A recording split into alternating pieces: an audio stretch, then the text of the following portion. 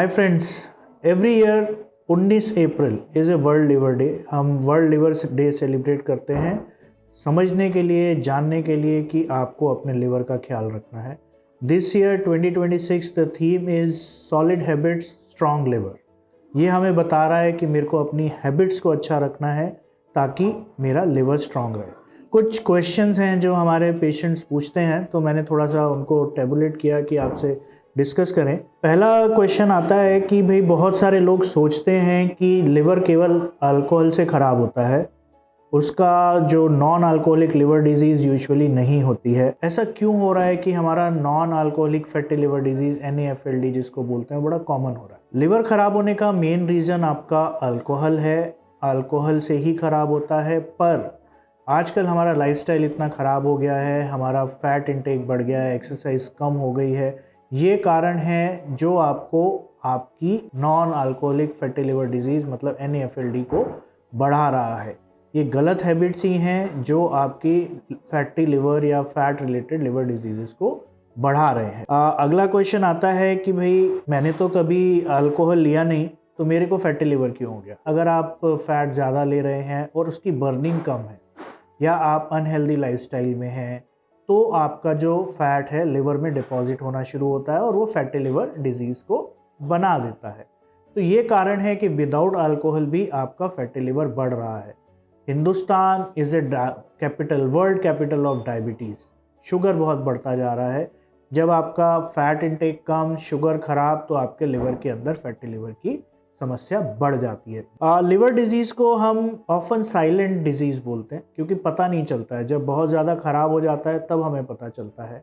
अगर मैं आपके फैटी लिवर के बारे में बात करूं जो नॉन अल्कोहलिक फैटी लिवर है, तो उसके सिम्टम्स बहुत ज़्यादा नहीं होते। सिम्टम्स में देखिए, सबसे पहले जो हमें समझना है या हमें वार्न करना है या अपने आप को समझना है कि आपका जब लिवर का साइज़ बड़ा होता है तो आपका जो लिवर के ऊपर एक लेयर होती है वो भी स्ट्रेच होती है, तो आपको एक डिस्कम्फर्ट फील हो सकता है। आपके अपने जो बॉडी के जो पेट का ऊपरी दाहिना भाग है उसमें आपको एक डिस्कम्फर्ट फील हो सकता है।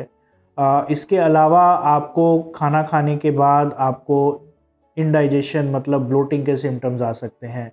अगर आपकी ये प्रॉब्लम बढ़ती है तो आपको जॉन्डिस हो सकता है। अगर आपकी ये प्रॉब्लम बढ़ती है तो अनईजीनेस आपकी बॉडी में एक फील हो सकती है। तो अब अगर आपने समझा होगा कि बहुत सटल छोटे छोटे से सिम्टम्स हैं और आप मान के चलिए कि ना के बराबर सिम्टम्स हैं, पर अगर मैं मोटा हूँ, ओबीज हूँ, एक्सरसाइज नहीं कर रहा हूँ, तो मेरे लिए ये सिम्टम्स बड़े इंपॉर्टेंट हो जाते हैं।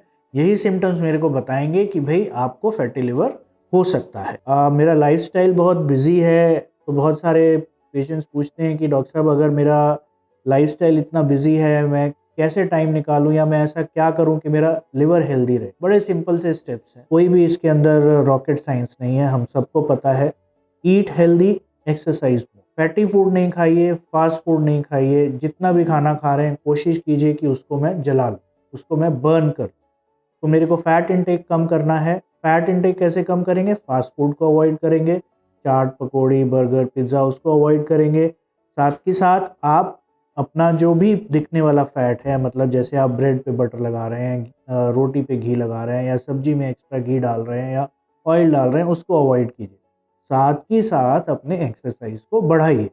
अगर आपका लिपिड प्रोफाइल गड़बड़ है तो अपने डॉक्टर से मिलिए, वो आपको कुछ मेडिसिन शुरू करेंगे तो आपका फैटी लिवर भी ठीक होना शुरू हो। इम्पॉर्टेंटली, एक्टिव लाइफस्टाइल को अगर आप अपनाएंगे तो आपका फैटी लिवर अपने आप ही ठीक होना शुरू हो जाएगा, पर वो भी एक स्टेज तक होता है। आपने अल्ट्रासाउंड की रिपोर्ट देखी होगी, grade 1, grade 2, grade 3 fatty liver.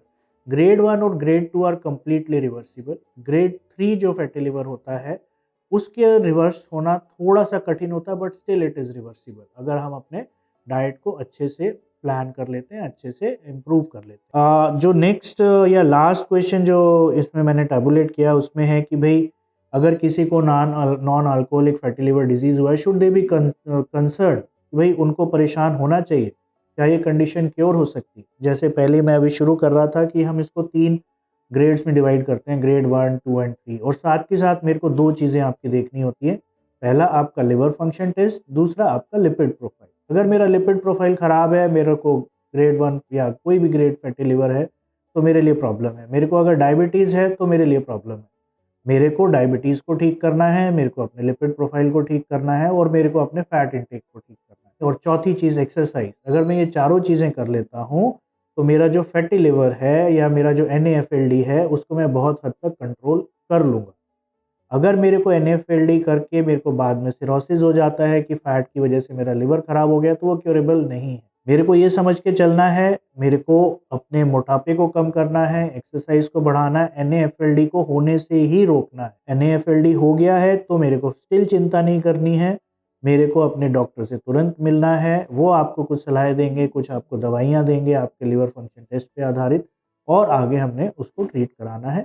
घबराना नहीं है, सचेत रहना है। इसीलिए इस साल का थीम है strong habits and strong liver. इसका ध्यान अच्छे से रखना है। नमस्कार।